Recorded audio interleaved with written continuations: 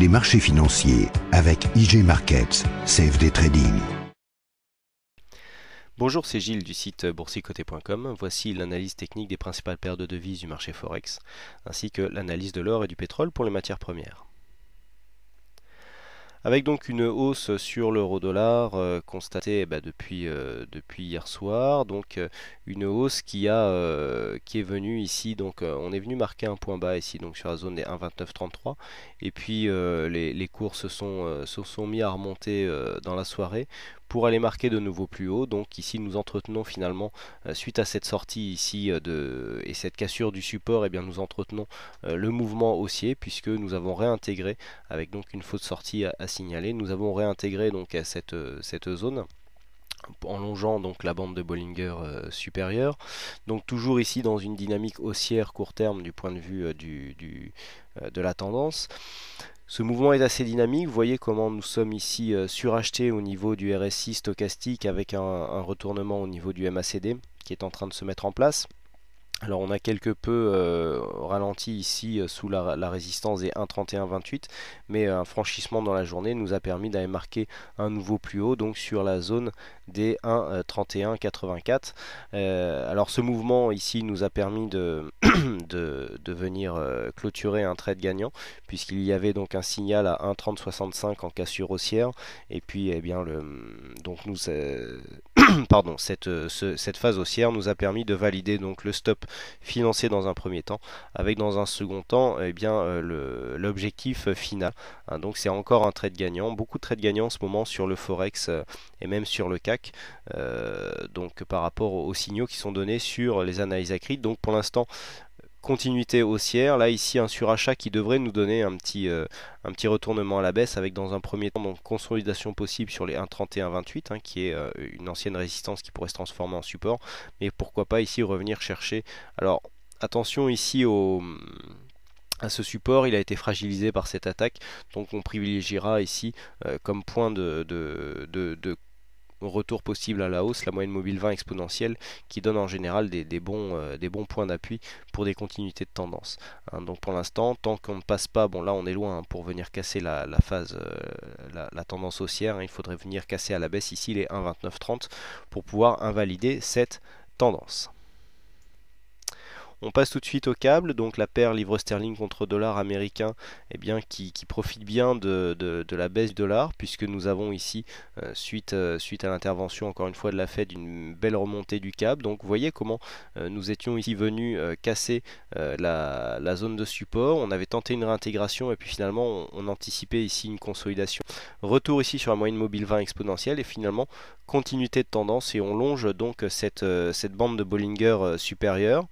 Donc c'est assez intéressant, c'est très dynamique, c'est très propre techniquement. On est ici en surachat, malgré tout on continue à monter. Vous voyez comment le MACD lui donne une toute autre version des faits, puisqu'on a un beau potentiel qui existe encore du point de vue de cet indicateur.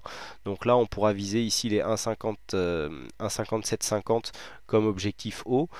Pour l'instant on a quand même des oscillateurs qui nous indiquent une phase de surachat, mais pas de signal donc ou d'alerte d'épuisement de cette tendance, d'affaiblissement. Donc pour l'instant la hausse continue. Bon, on attend une phase de consolidation, c'est à mon avis peu probable de rentrer sur cette phase-là pour jouer une continuité haussière. On privilégiera plutôt un retour avec une consolidation, retour sur cette moyenne mobile qui a donné un bon point d'entrée finalement sur cette phase. Vous voyez la moyenne mobile fortement montante ici avec un point de contact et une reprise de la dynamique. Donc là c'est cet indicateur qui encore une fois nous donne un bon point d'entrée. Mais là pour l'instant on est vraiment sur un point haut. On est vraiment très proche de cette résistance ici des 1,5750. Donc on privilégiera plutôt un retour sur ici la zone des 1,56 30-35 pour jouer ici pourquoi pas le pullback ici sur ce précédent point haut, ou alors la moyenne mobile 20 exponentielle. On passe tout de suite au dollar yen. Donc le dollar yen, suite à la forte hausse enregistrée ces 2 derniers jours, vient ici consolider. Donc vous voyez qu'on avait tracé ici les Fibonacci hier. Donc la baisse du dollar ici a profité, ça n'arrange pas encore une fois les affaires du Japon. Il a bien fait retomber ici le soufflet qui avait monté d'un seul coup sur cette phase de hausse. On est venu casser ici la zone de retracement de Fibonacci. Vous voyez comment les Fibos quand même ont joué un bon rôle. Là sur les 38,2 ici, on avait déjà eu une attaque hein, sur les 50, donc on est venu quelque peu hésiter sur le 38,2. On a une cassure directe qui nous a emmené sur le 50.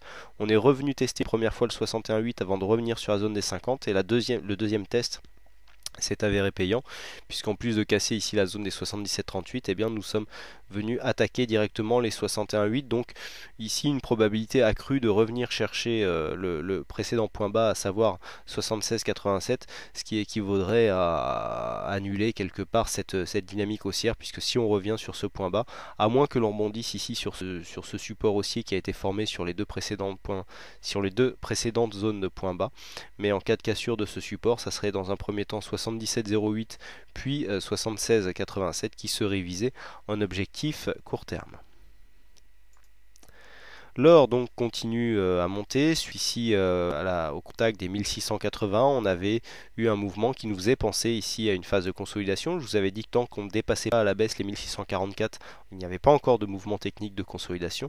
Et bien suite au rebond d'hier, donc comme le dollar baisse, l'or monte, hein, c'est assez mécanique, et bien nous avons cassé ici dans un premier temps la résistance des 1705, et donc nous continuons à monter ici sur l'or. Donc attention, gros surachat là, hein, on est vraiment sur une zone où on a un gros surachat tant sur le RSI que sur le stochastique. Le MACD a une grosse amplitude, donc il faut s'attendre ici à une phase de consolidation. Donc on peut revenir ici sur les 1705, mais on peut s'attendre aussi à un retour ici sur les 1680, ancienne résistance qui pourrait devenir support.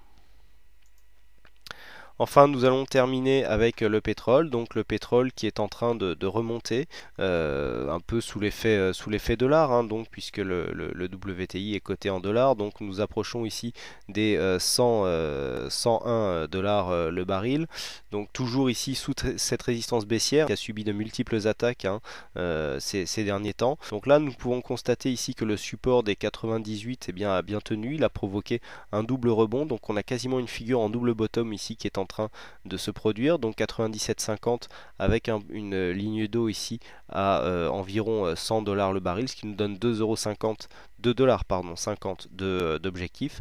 Et bien on aurait donc 102,50 qui serait qui pourrait être rallié du point de vue de cette figure. Donc pour l'instant on est sur une belle dynamique, mais le surachat constaté ici à l'approche de cette résistance baissière n'est pas trop de bon augure. Donc personnellement jouer la cassure sur cette phase ici me paraît un peu hasardeux.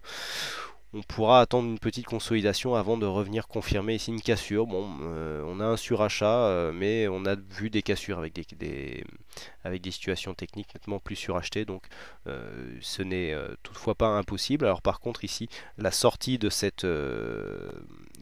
par le haut de cette figure qui est toujours en biseau d'élargissement, eh bien verrait certainement donc l'objectif des 104 dollars le baril arriver très prochainement. Voilà ce que l'on peut dire donc sur ces principales analyses techniques Forex et mathématiques.